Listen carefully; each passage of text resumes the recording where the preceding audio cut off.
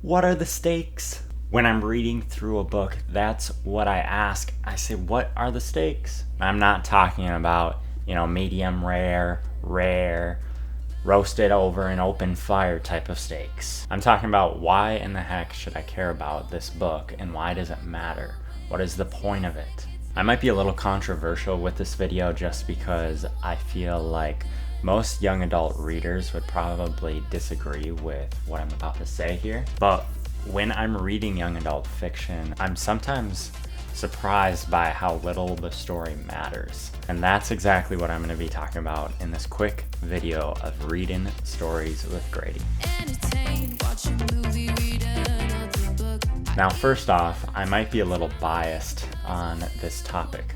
When I was younger, I pretty much went from reading books for grade schoolers to reading books for adults, and I don't necessarily know where that shift happened or how that shift happened, but I think it was just because my dad read a lot of books that were for adults, so then I picked up the same books that he read. And they weren't adult as in like, oh, keep this away from your kids adult, but they were always like thriller books where someone would be potentially dying if the right choice wasn't made.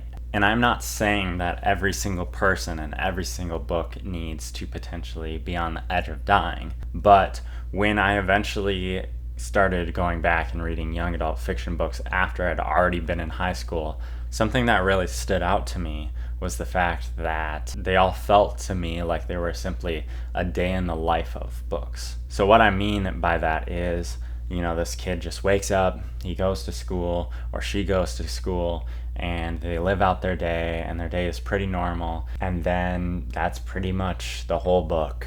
And there's nothing really at stake. It's just, oh, I have this crush, will or will it not work out? And that's the book. And I don't bring this up in order to be super harsh about any certain book that I've read. It's just an overall feeling that I've got throughout reading a few dozen young adult fiction novels over the past few years. And maybe if you're watching this and you're a young adult fiction fan, you might be saying, well, what in the world are you talking about, Grady?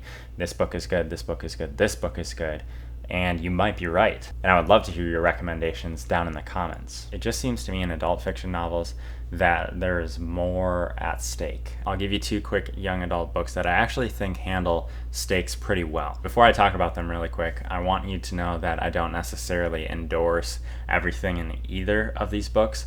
I'm just coming at this from the standpoint of I enjoyed most of the book and they handled the stakes well. So the first book here is a little bit more popular, and it's interesting because this book technically has no stakes whatsoever. So it's exactly what I'm complaining about, but I think it does it in a good way, but almost in a too good of way that I set down the book. So here's why I say that. The book is called Me, Earl, and the Dying Girl, and they made a movie out of it.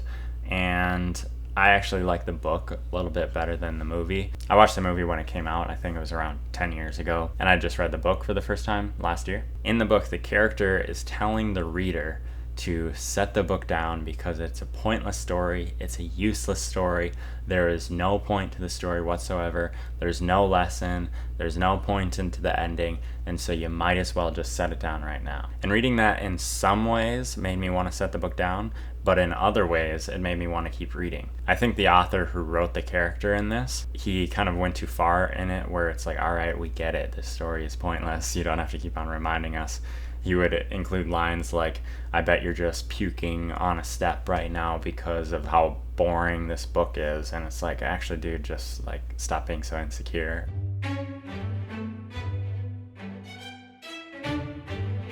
But I liked how they handled the stakes because it set the stakes level for me so low where I was like, all right, I'm going into this book expecting it to not mean anything, but they still kept me entertained.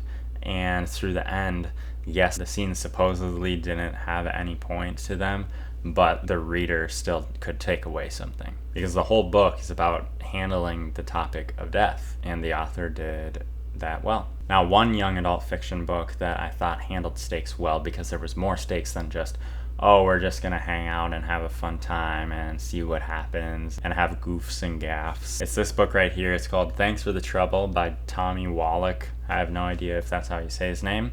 Sorry, Tommy. I don't want to give too much away from this book. But the book is about a boy with no life who's convincing a girl to live. And it's really interesting because you get to watch the boy develop, and in some ways you get to watch the girl develop as well. And it's also a really entertaining story. So I know this was quick and I know this was simple, but that's honestly my pet peeve with young adult fiction, is that things do feel too quick and simple. See what I did there? And the biggest reason I made this video was just to express some of that frustration that I have when I read young adult fiction. Part of the problem, I never read young adult fiction, which is about high schoolers, until I was out of high school. But if you disagree with me, I definitely want to hear from you, because I'm really interested in hearing what you think, because I really want to hear other perspectives about this, because I know young adult fiction is selling so well, and I want to hear from people who are reading simple stories and getting something out of them. If you like this video, well, thank you, because I like you. Be sure to subscribe, because if you refer me a book below, I might end up reading it and talking about it on this channel. In the meantime, when I'm not talking about reading books, I'm usually talking about watching movies, watching TV, or looking for love on my other videos, so be sure to check those out as well. That is all I have to say. I hope you have a fantastic day. Now go and live a story that has meaning. And break.